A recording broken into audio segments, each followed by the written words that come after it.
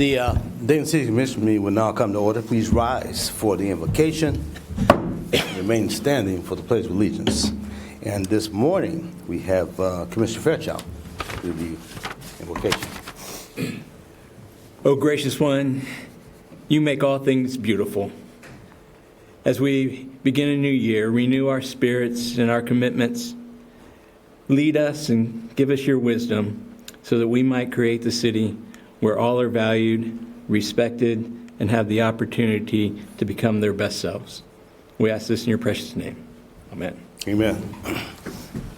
Allegiance to the flag of the United States of America and to the republic for which it stands, one nation, under God, indivisible, with liberty and justice for all.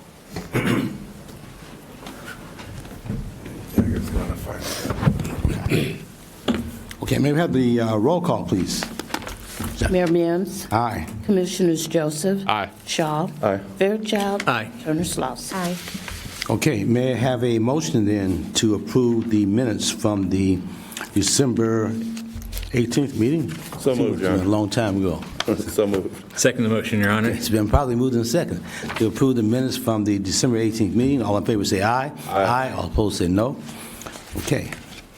So, Ms. Jackson, do we have any other communications or petitions? There are none, Your Honor. Okay. No presentations this morning. It's probably too cold to be out.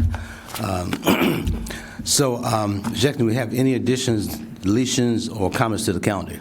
No, sir, we don't. Okay. Ms. Dixon, any deletions, additions, or comments to the calendar? Your Honor, this morning I have no additions or deletions to the agenda. I have a couple of items I would like to highlight. Given the small nature of our calendar this morning, but two very important, very big deals. I am going to highlight items 4 and 5, which are service agreements with Montgomery County land reutilization. And as you've heard me say before, we have been stellar in public-private partnerships before it became sexy, before they had the PPP nomenclature. Yep. And, of course, the land bank is another public entity, but, that doesn't preclude us from strong public-public partnerships. And in this case, it will lead to what I believe is an incredibly impactful opportunity for downtown through a public-private partnership in the redevelopment of the Center City building. And to bring forward a presentation, I'd like to call Tony Kroger and Veronica Morris from our Planning, Neighborhoods, and Development team to provide some important information with regards to these two contracts, which are coming ahead of the development agreement. Good morning. Hey, good morning. Good morning. I'm Tony Kroger, Planning Division Manager. I'm here with my colleague, Veronica Morris, who's the Division Manager of Development. I want to start with a bit of a prologue here. I want to first touch on partnerships. First, the partnership that the City of Dayton has with the Montgomery County Land Bank. They are, of course, our loyal teammate in blight fighting and bringing challenged properties back to a usable state and bringing them to a beneficial state, and we thank them for helping us get to this point for your consideration. I also want to talk about the partnership between the Division of Development and the Division of Planning. A couple years ago, this organization made the decision to bring economic development and planning together in the same department, and I think that Veronica and I being here with two very complementary pieces of a puzzle is both symbolically important and effectively important as well. So we thank the organization for that. Yeah, you guys look good together, too. So. Thanks. Appreciate that. Well. Yeah. Okay. Today is a big day for Dayton. It's a big day for the history of Dayton, for the architecture of Dayton, for downtown, and for addressing the need for housing. This is not some ordinary downtown building, the Center City building.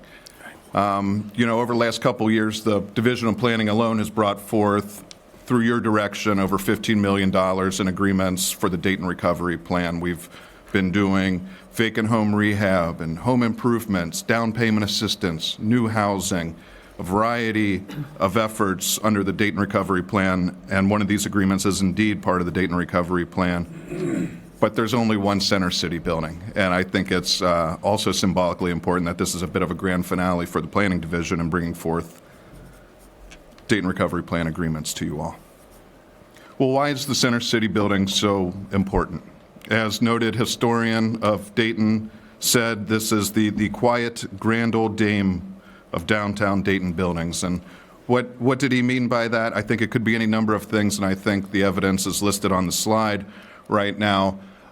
This building itself, or really it's three buildings making up a complex to one structure, has been on the National Register of Historic Places for over 30 years.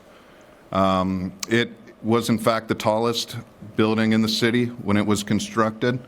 And a really interesting historical note about the Center City building is that sources indicate that upon completion, it was the tallest reinforced concrete building in the entire country.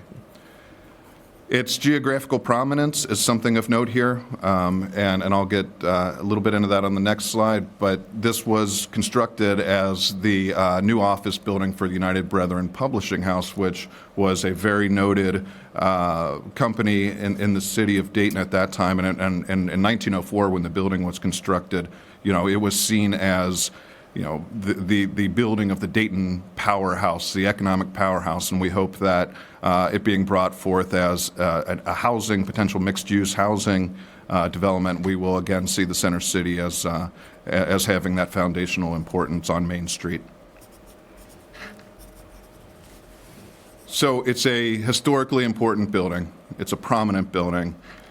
It's a special building for those reasons, and it's a special building for its geography. It's located truly at the nexus of very important investments occurring in downtown.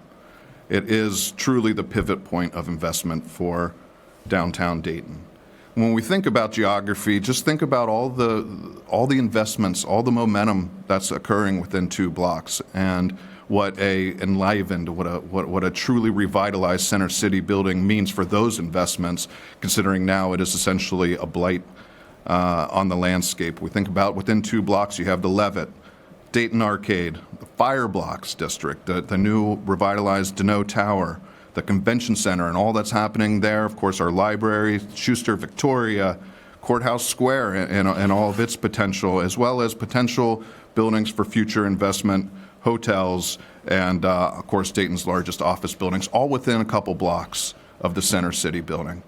So it's historically extremely important, architecturally extremely important, geographically important, and it's important for future housing, addressing our housing need in the city of Dayton.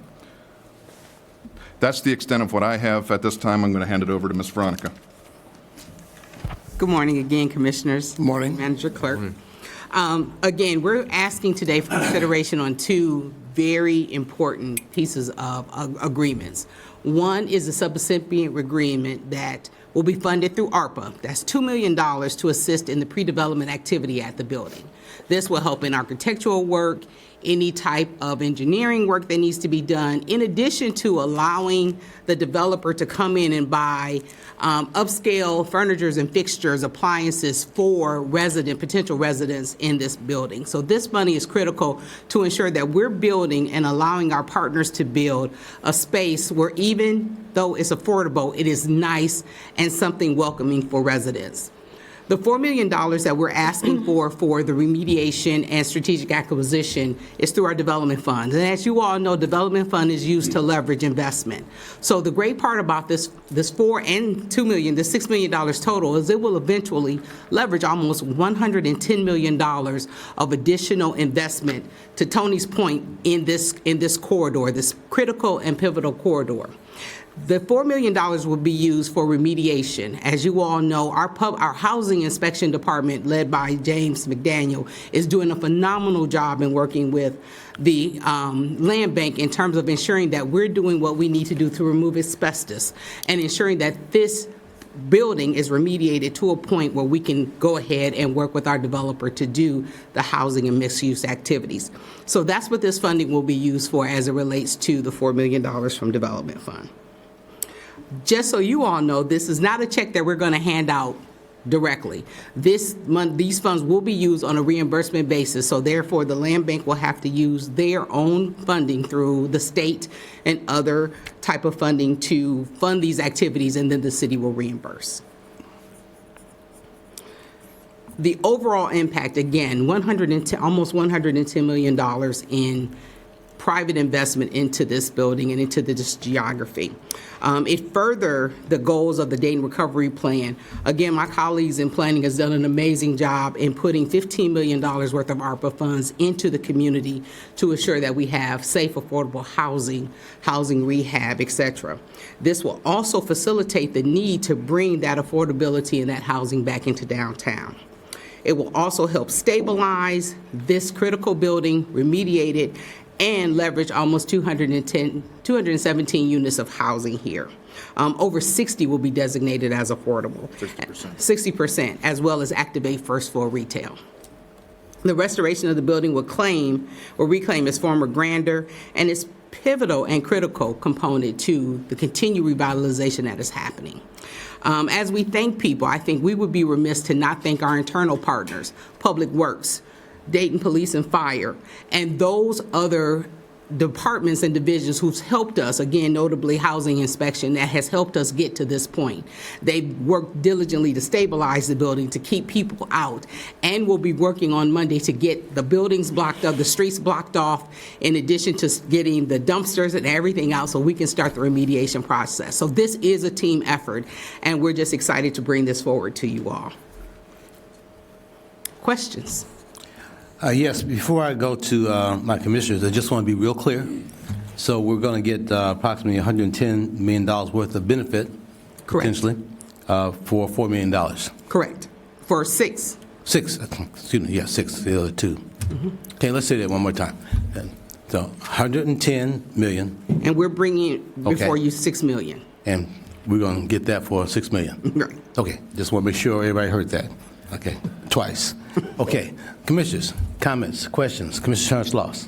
Yes, thank you, Mayor. Thank you, Mr. Kroger. Ms. Morris, thank you very much for your leadership and your commitment. I can hear your enthusiasm. This is definitely a tremendous project, and I just want to commend you as well as the entire staff. As you mentioned, Ms. Morris, the Public Works Department under the leadership of Mr. Fred Stovall, Mr. James McDaniels, as well as, right, Ms. Sarah Geist, and the funding stream that we know that is needed Yes. to push this project forward. I also want to acknowledge Mr. Paul Bradley for being here, a part of this partnership with Montgomery County Land Bank. And so, again, I'm very excited. Thank you very much for your initiative, for your creative, innovative spirit in moving this project forward. And as you mentioned, 217 units downtown, 60% affordable. That is huge. So congratulations. I look forward to approving this project. That's all I have. Hey, thank you. Commissioner Fairchild. Yeah, and what's the square foot? Very excited about this project. I mean, 254,000 square feet. yeah, that's massive, isn't it? Yes. Yes. It's a little overwhelming just thinking about that amount of square footage, so congratulations to your team and all the hard work. Echo my colleagues' comments. Over 120 units of affordable housing right in downtown, right in the center city, right around all the opportunities that are afforded with the jobs and employment and those amenities is going to be a really good addition to our housing stock, so we really appreciate it.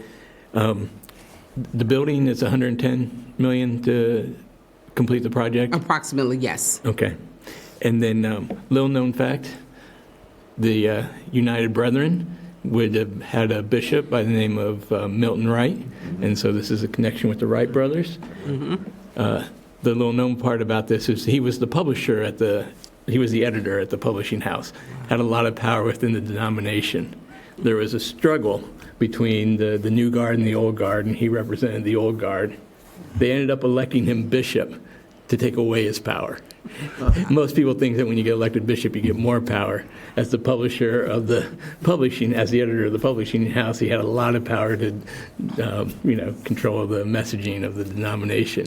So they elected him bishop and sent him to the West Coast. So he was gone for 6 months traveling. When he came back, he was exhausted. And so really little-known part of the Wright brothers' history, but and the UB. But And then looking at that, the United in there is part of the United Methodist. It's the United in the United Methodist, which is my tradition. And so that building has a special part in my heart to know about it, but it's also a recognition of how times change, right? Think about the communication transformation that went from that publishing house to where we were, 20 years ago, and then the incredible communication transformation we're in right now. So some lessons to be learned. All right, thank you. Okay, you good? Commissioner Shaw? Very nice. Well, thank you for your work. This has been a lot of hard work and a long time coming. I think back during my first term, this body allowed me to lobby the Senate senior staff to keep New Market and historic tax credits, both of which we would not be able to have this project now without that. So it's just remarkable how time flies, for one, but it's finally coming to fruition. So I just want to thank you for your hard work, and also thank the city manager for convening organized labor, building trades, and AFL-CIO to become a part of this project. They didn't have to do that, but the developers agreed to utilize organized labor on some parts of this, and I'm just appreciative of her efforts in that way. So thank you. Okay, Commissioner Joseph.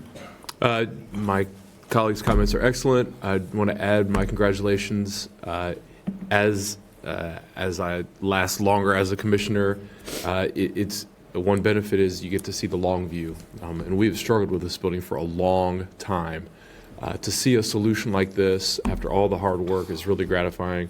Congratulations to you all in your departments. Congratulations to you, city manager. Congratulations to all the staff who fought with this for the last few decades. I'm really looking forward to this. This is awesome, and I really appreciate all your hard work on this. Last, I'd like to close out by just talking about just the overall benefit to the entire city, because the job opportunities that it creates for the residents who live in Dayton, the neighborhoods all over the city of Dayton in terms of how they, I won't say the trickle-down effect, but in some cases just how it matriculates throughout the entire community in terms of jobs, again, raising the housing stock that was mentioned before by my colleagues, and just making Dayton a better place, and all the work that you guys have put in place, really much appreciated. Okay? So do we have any questions from, well, you guys finished? You have something else, Commissioner? That's all, Mayor. That's okay. Thank you. Thank you, guys. Appreciate it. Okay. So do we have any citizens who are registered to speak on calendar items? No, Your Honor, we do not. Do not. Okay, Commissioners, any additional comments on the city manager's recommendations? Questions, Commissioner have none. Turner-Sloss? Thank You you. have none? None. None? Okay. So at this point in time, I'll take a motion then to approve the city manager's recommendations. I move to approve the city manager's recommendation. Second the motion, Your Honor. Okay, all right, that's done. Been probably moved and seconded to approve the city manager's recommendations. All in favor say aye. Aye. All opposed say no. Okay, thank you. Okay, so we have a board appointment. Who's that? Commissioner Shaw? Me? Oh, Commissioner Joseph. I've got one too, so You- I'll go first. All right. I move to reappoint Carla Knox and Dr. Anthony Whitmore to the Welcome Dayton Committee with a term ending December 31, 2027. Second the motion, Your Honor. What was that date again? December 31st, 2027. 31st, 2027. It's not on my form. Okay, it's been probably moved and seconded to appoint Carla Knox and Dr. Anthony Whitmore Anthony Whitmore. Okay. Welcome. to Welcome Okay, Dayton. to Welcome Dayton Board for a term ending December 31st, 2027. All in favor say aye. Aye. All opposed say no. Okay, thank you. Your Honor, I move to appoint Dr. David Fox as chair of the Use of Force Committee. Second, Your Honor. Okay, been probably moved and seconded to appoint Dr. Fox to the Use of Force Committee. Been probably moved and seconded. All in favor say aye. Aye. All opposed say no. Thank you. Appreciate that. Jackson, do we have any citizens who are registered to speak? Yes, Your Honor, we have 2 residents that are registered to speak. I would like to state there's a 3-minute time limit. As you address the commission, we ask that you state your name and address for the record. At that time, I will turn on the green light. When the green light comes on, you will have 3 minutes to speak. After you have spoken 2.5 minutes, a yellow light will come on, and you will have 30 seconds remaining to speak. When the red light comes on, you will be asked to cease your comments and take your seat. To the audience in attendance, please be mindful this is a business meeting, and we kindly request that during this portion of the meeting, you remain from any hand clapping, finger snapping, and conversation that would prevent the City Commission from hearing the speaker's comments. At this particular time, we'd like to call Pastor Ralph Guy to the podium.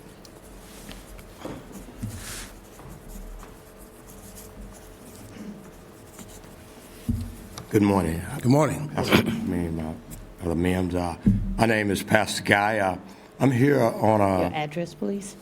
Your address. 757 Ferguson Avenue. You may begin. Amen. I'm here on behalf of the citizens, some of the seniors over there. We have a trash problem over there that's real bad, and they are study dumping in the alley. We share an alley between Ferguson and Faulkner Avenue, and we have squatters in 3 houses over there, 808 Ferguson, and they are just inviting people to come over, dump old tires, and it's not a common trash problem. It is out of whack, and that's why I'm here today, to see if we can get something done about that.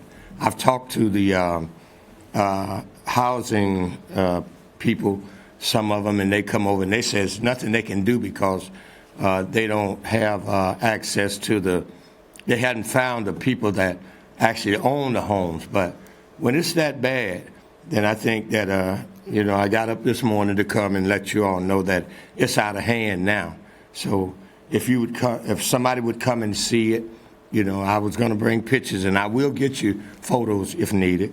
But we want to get something done about this. We have done some upkeeps in the neighborhood. Deliberation, the Broadway Park is have been fixed over there, and that's called the Liberation Park.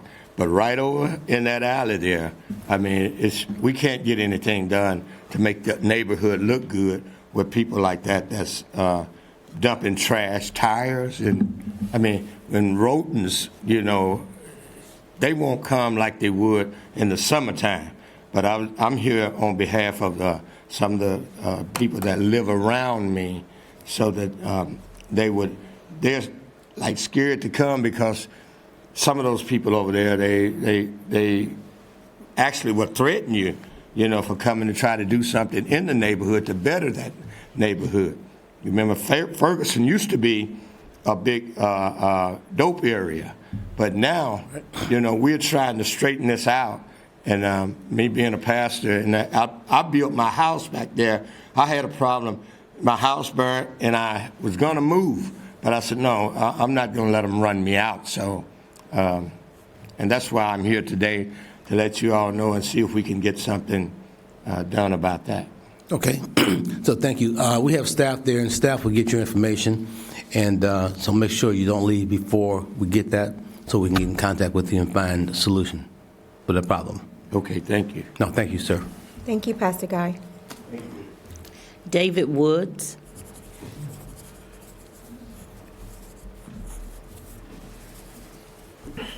David Woods, 3230 Lakeview Avenue.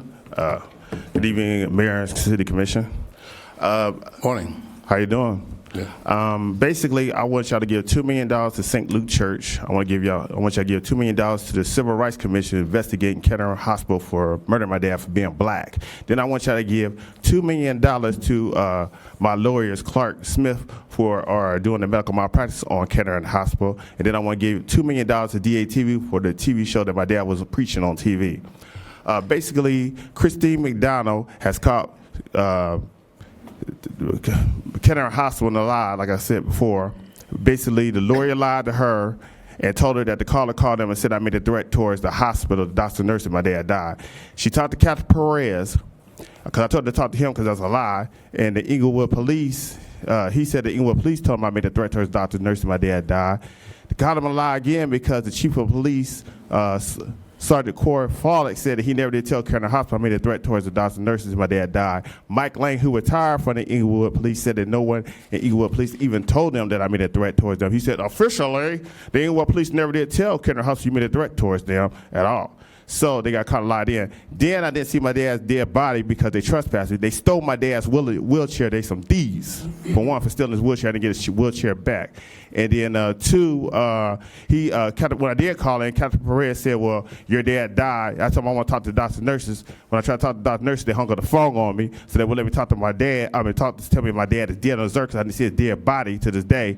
And then when Christine McDonald talked to him, he said, well, I never did tell him that his dad died. So he got caught a lie there.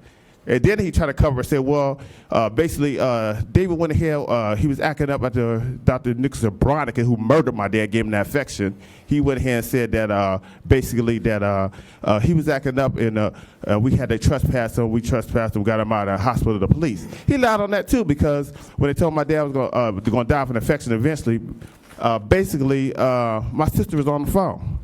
And she talked to him, and they said, well, we're going to go ahead. Doctor said, well, we're going to have him go to Kendall Care, and that's it. So I walked out peacefully. So I didn't get trespassed there. They got caught a lie there. So I say that they racist hospital, and they need to have Al Sharpton as the president of Kenner Hospital, and they need to have the vice president, Farrakhan, because they know what black men go do, get murdered. Then they had that male nurse slap my dad, choke him in the throat, and they still hadn't did nothing about that, and I'm going to repeat all of them. I called Dr. Field's show, and I urge everybody to call Dr. Field and have me on there to talk about this. And I'm just going to this my dad. Time to thank each and every one of you for watching. And I'd like to invite you to write to us. You can do so by writing to David Woods, Post Office Box 2102, Dayton, Ohio, 454. Thank you, sir. Your time is up. Okay, thank you for your time. Thank you, Mr. Woods. Have a good day. Okay, the same. Mayor, that is all. That's it. Okay. Ms. Dixon, you have any closing comments? I do, Your Honor. With regards to Pastor Guy, I want to let him and you all know that I will ask for housing, police, fire, and public works to get together to investigate the situation. And collectively, I think they will have the authority to first make sure that if there are squatters there, that we can get them out and secure the properties, and we'll deal with the trash in the alley. So I just wanted to let you know that as a follow-up. Appreciate that. Secondly, in case you didn't realize, we got a little snow over the last couple days, right? Welcome 2025. And I want to make sure to give a shout out to all of our winter storm respondents. First and foremost, when snowfall like this happens, it requires an enormous amount of work from Public Works, from the Water Department, which helps back up Public Works, but they're also looking and getting, the stormwater ways cleared and making sure that, their operations aren't impeded by the snow. And then we have a little airport to the north that requires a great deal of work. And so those staff go into overtime that is almost unimaginable. They have been on continuous rotating 16-hour shifts since Sunday at 2 o'clock. And they're responsible for clearing 1,700 lane miles. So when we talk about those priorities, where we start with the major corridors and the collectors, and we have to get to the point where those are cleared and maintained cleared before we can get into the neighborhoods, if there's more than 4 inches of snowfall, that's why, because we've got to keep those roadways clear. And starting at 6 a.m. yesterday, our crews got into the neighborhoods and really have done an amazing job in cleaning that as well. We've gone through 2,500 tons of salt. We have Public Works alone has expended over 3,000 of personnel hours. And What's really interesting is 19 of our 55 street maintenance drivers, just the street maintenance drivers, have less than 3 years of experience and have never experienced a snowfall like this. Public Works has been taking those young drivers, they've been practicing their routes. One, so they knew their routes and they're familiar with their routes. And so I think that helped a great deal. In addition, and then we have the extra burden of what do we do with all the snow downtown, right? It's not like we can push it to the side of the road. It's got to be actually, put to the middle and then put into dump trucks and then dumped over by Triangle Park. They've so far cleared 500 truckloads, and they're not even done yet. If you've been to town, there's some major streets that are left. They've gotten a good bulk of it, and hopefully we'll get done with it today, but it is quite a chore just for the snow removal. And then you think about our first responders who have to who have to try and navigate in these kinds of situations. And so they each have emergency snow plans that they activate that helps to deploy equipment strategically, up staff where needed, so they can ensure that they have great service and response time during an event like this. And so it's just an extraordinary event that requires an awful lot of people. So I just want to give a big shout out to those departments, to the leadership of those departments who go into, overtime mode as well. They are doing nothing but keeping the eye on the ball. We have had some impact to waste collection, obviously. They are well aware of where we were able to service and where we weren't able to service. So hopefully by the end of this week, they'll also have that all caught up. But citizens, residents certainly call the call line if they're concerned that they have been missed, by the end of the week, and we'll make sure that we get out there. But just want to share my appreciation for a great job done. Okay. Yeah, I think all of us up here echo that sentiment as well. So Ms. Jackson, any closing comments? No, Your Honor, I do not. Okay.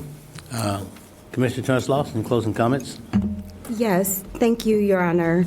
Ms. Dixon, thank you very much. I want to echo your comments as well in uplifting the entire organization. You're absolutely spot on in regards to the amount of work that it takes for and the efforts that is done to make sure that our streets are plowed as well as the major corridors. So again, thank you for acknowledging all of the departments, Public Works, Water, Police and Fire, and the entire organization for keeping the organization afloat during the inclement weather.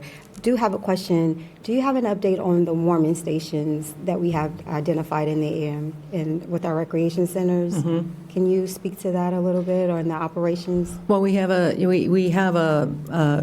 well-defined policy around our warming stations and when they get activated.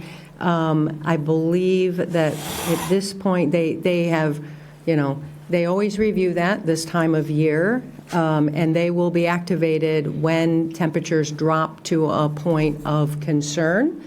We haven't had that yet during the day. They have certainly dropped at night, but our warming centers are daytime operations. And it's primarily our 3 recreation centers that become the warming centers. And we will provide notice via media, social media, put it on our website. So we try and make sure that we push that information out when those temperatures drop to a point where we want to activate the warming centers for safety during the day. Thank you, Ms. Dixon, and thank you again for bringing attention to Pastor Guy's concerns and Ferguson, and actually, Pastor Guy, I'll definitely take a drive-by this afternoon. So again, I appreciate you, Pastor Guy, for bringing that to our attention, and Ms. Dixon, thank you for directing the staff to make sure that we address those areas of concerns. Mr. Woods, thank you for being here as well. And I also would like to thank, again, the Planning and Neighborhood Development, the entire department. Thank you very much for your leadership your foresight. This is very exciting. So Ms. Morris, as well as Mr. Kroger, thank you very much. And to the Land Bank, Mr. Bradley, thank you for the partnership. Just a couple of brief more comments in regards to Ms. McClendon, brought to you by. Appreciate your work. The Know Your Rights workshop at the Dayton Metro Library will be held on Friday, January the 17th. During the program, Magistrate Brandon McLean of the Dayton Municipal Court will present basic Know Your Rights information.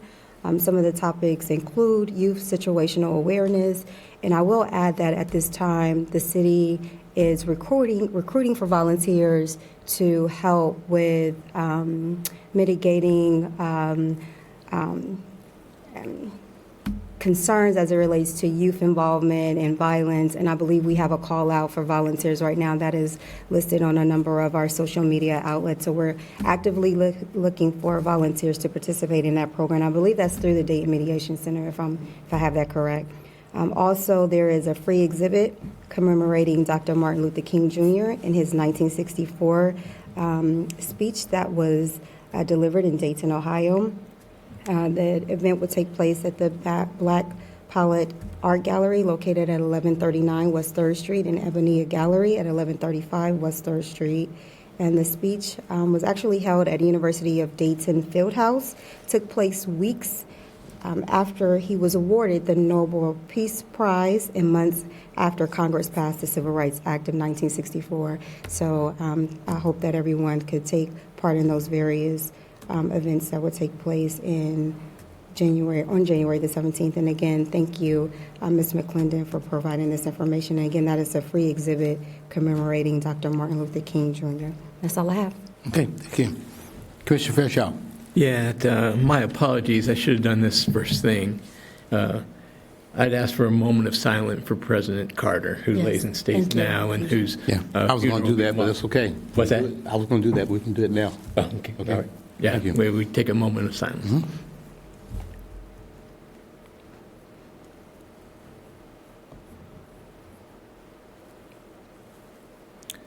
Thank you. Thank you. Commissioner. Should have done that at the top of the meeting. All right. My apologies. And I just want to comment that he has been a model for all of us on how to be a public servant and how to live one's faith with integrity. I also want to thank Commissioners Charles and Joseph for making contributions to my favorite charity. May or may not have been connected to the results of the Howard UC and UD-UC games. I might be a little bit happier if my Bearcats aren't 0-3 in conference play.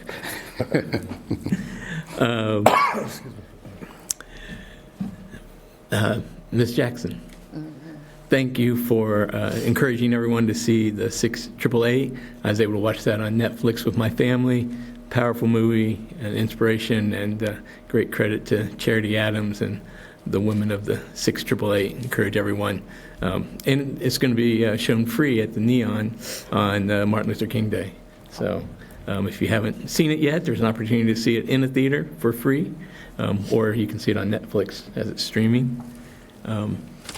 Today marks the 61st anniversary of President Johnson in his State of the Address declaring war on poverty. We have work to do, and it's a good reminder of those who live in the shadows of our society and the obligations we owe to them to pick up that mantle and to recommit ourselves to that work so that all of our citizens can have the opportunities that this great nation affords. Bless you. And then finally, I want to thank those winter storm employees, our staff who are out there in that cold weather, making sure the community is safe. So thank you for all the workers and all the neighbors who've been checking on their neighbors. And it looks like this cold spell is going to be here for a while. And so encourage folks to reach out to their neighbors, make sure they're safe. You too are first responders, and sometimes the ones who are the nearest and most readily available to support neighbors in need. So, thank you. Commissioner Shaw. Thank you for that, and thank you for mentioning the 6888. I was able to go see that a screening before they released it to Netflix because Stanley Early, Charity Early's son, who actually used to work for the city of Dayton, lobbied to make sure that they would release it in Dayton, which I think was only one of 8 markets that they did an early release in. So Charity Early was a cousin of mine, so we are very proud to see this movie and to know that this is one of our family members. And also, AFL-CIO apprenticeship applications are available in the City Commission office. The deadline for submission of the application is January 17th, so that's right around the corner. And I would just encourage everyone to please take advantage of this great opportunity for you, your families, and your community. That's all I have today. Okay. Commissioner Joseph. I want to echo my colleagues' thank you to all the workers who've worked so hard over these last few days. It's tough work, especially with the snow like this. I really appreciate the sacrifices they make to keep the city going and the city moving. Also want to mention that this month, January, is National Blood Donor Month. If you haven't donated, there are a million ways to do it. You can Google it. You can check with the Red Cross, check with our local blood center. It is helping and saving lives, and now is a good time to do it. So I want to encourage folks to go out and donate blood if you can. Thank you. Okay. Commissioners mentioned so many great things. Just want to emphasize again with former President Jimmy Carter, with the tremendous work that he did, not just during the time that he was president, but the work that he did for the nation and the world after his time, especially working with Habitat and building homes and throughout the nation, especially throughout Georgia. And it's been an inspiration for those. Of course, our local Habitat organization does a lot of great work here in the city of Dayton in terms of helping support the housing stock that we have in the city of Dayton, as well as training more and more individuals through some of the funds that we help provide through the ARPA dollars to learn how to rehab and to fix and repair some of the things that are happening within their homes as well. Just a strong, strong legacy of the work. And you struck a nerve, Commissioner Fairchild, with regards to President Johnson and the Model Cities program. Dayton was a part of some of the dollars, many dollars that came through that event, Model Cities. And Model Cities create a tremendous amount of job and work opportunities for citizens as far as Dayton is concerned, training programs for teachers, including myself, and support for veterans, as well as some of the youth employment programs that they supported as far as the city of Dayton is concerned. So I think we all had a major benefit, some of the work that was done through that War on Poverty initiative. And just to close, to say thank you, stay warm, and stay out of the way of those who are sliding in streets. Drive slow if you can to protect the neighborhoods and your colleagues. So with that, love and peace for all and hatred for none. This meeting is adjourned.